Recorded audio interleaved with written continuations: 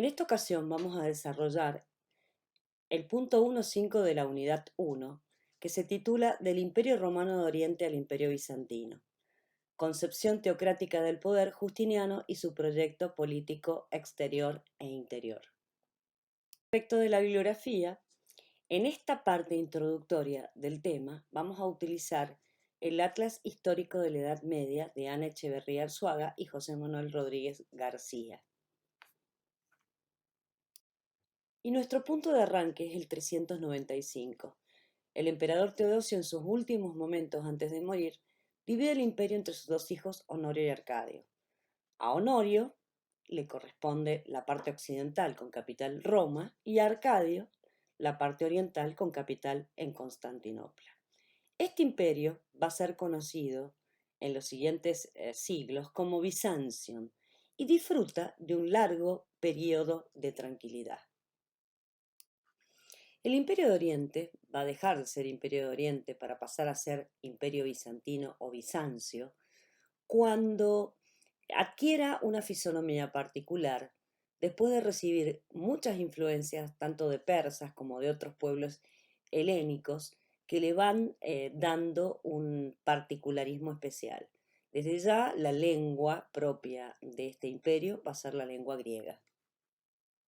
Y nuevamente nos detenemos en su capital Constantinopla, una Constantinopla ubicada en el estrecho de Bósforo, es decir, el estrecho que separa Europa de Asia, actualmente ambas en poder de Turquía, y podemos observar lo que fue la arquitectura de esa capital del Imperio Romano de Oriente, llamada Constantinopla. En la parte norte observamos una especie de canal que se denomina el Cuerno de Oro y observamos que tiene una posición absolutamente estratégica. Pero el gran orgullo de los constantinopolitanos eran las murallas, unas murallas que le daban una seguridad eh, invalorable a la ciudad y que hacía que se invirtieran permanentemente grandes cantidades de dinero para su mantención. Observemos el grosor de las murallas y sus diversos componentes, ¿no?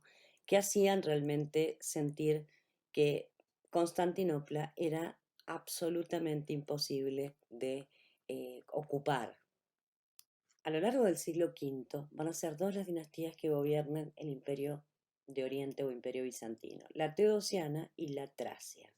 La Tracia, que es la que nos interesa, comienza con León I y sus últimos dos exponentes son Zenón y Anastasio I.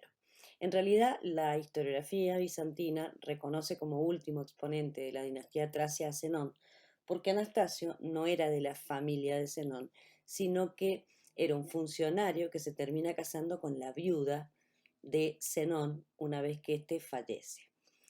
Durante todo este tiempo de la dinastía Tracia se reorganizan las finanzas y el gobierno y se vive en una relativa calma de producto de haber desviado a los godos después de momentos difíciles cuando incursionaron en el imperio a partir de sus primeros movimientos.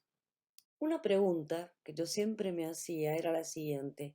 Mientras el Imperio de Oriente tenía una calma relativa y había sabido con sabiduría sacarse de encima tanto a visigodos como a ostrogodos, ¿por qué razón no ayudó al Imperio de Occidente? En realidad debo decirles que la desconexión se produce cuando termina la dinastía teodosiana.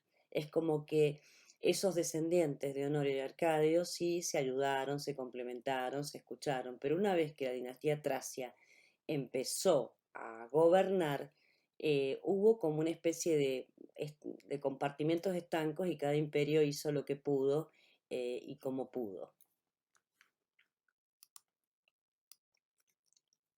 A la muerte de Anastasio I, sin descendencia, va a subir al trono un ilirio militar llamado Justino, que va a ser el primer representante de la dinastía Justinianea. La dinastía Justinianea no lleva el nombre por él, sino por su sucesor, que es Justiniano. Justiniano considerado, valorado como un emperador que lleva a Bizancio a un gran apogeo político.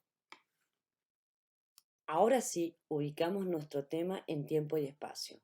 El tiempo de nuestro tema es el siglo VI y principios del siglo VII, y el espacio es el Imperio Romano de Oriente, Bizancio o el Imperio Bizantino.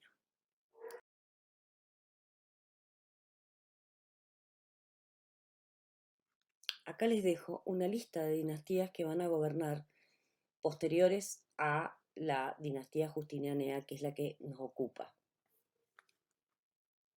Justino es el primer exponente de la dinastía justinianea y es quien lleva a su sobrino Justiniano al poder. Justiniano va a hacer una política exterior agresiva y va a organizar el imperio en lo interior. Sin embargo, hace un esfuerzo tan grande por lograr de alguna manera objetivos eh, imposibles de cumplir, que cuando él muere, el imperio queda totalmente empobrecido y su ejército queda totalmente diezmado. Durante el tiempo de gobierno de la dinastía justinianea, como nunca, hubo una helenización cultural muy marcada. Todos los elementos latinos que habían sido tenidos en cuenta cuando se dividió el imperio, todos esos elementos que eran propios de Roma, terminaron siendo borrados o sustituidos por otros elementos de tipo helénicos, porque fundamentalmente la gran masa de población era una población de base griega. ¿Y por qué razón perdemos nuestro tiempo estudiando este emperador bizantino de la dinastía justinianea llamado Justiniano? Bueno, por su ambición, por su punto de fuga, por su sueño. Él quería volver a recuperar, a restaurar el viejo imperio romano, el viejo imperio de los Césares. ¿Y qué significaba ser emperador en esta época? Había cambiado el concepto de emperador, de un emperador que era un poco la representación del pueblo, había pasado a ser un emperador autocrátor, con un poder prácticamente otorgado por designio divino. Y aquí empezamos a ver las influencias de los persas en esta concepción de emperador autócrator. ¿Cuáles eran las leyes que regían ese imperio bizantino? Bueno, se manejaban por un código que tenía sus lados buenos, sus fortalezas y sus debilidades. Se lo conoce como Código Teodosiano. Aun cuando nos hemos ubicado en tiempo y espacio, quiero ubicarlos qué pasaba en ese momento en polos importantes. Mientras en Oriente estaba la dinastía justinianea, en Occidente los germanos ya estaban establecidos y habían formado reinos. Y muy lejanamente, en la península arábiga, estábamos en el momento preislámico, es decir, el momento anterior a que surgiera la figura de Mahoma.